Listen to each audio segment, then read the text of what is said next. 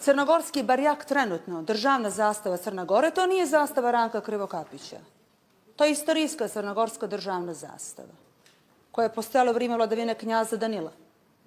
U vrijeme Njegoša bio je crveni barjak sa bijelim krstaž, poznati krstaž barjak. Trobojka je bila dinastička zastava dinastije Petrovića. Ponekad se koristila u državne svrhe, ali je bila dinastička zastava.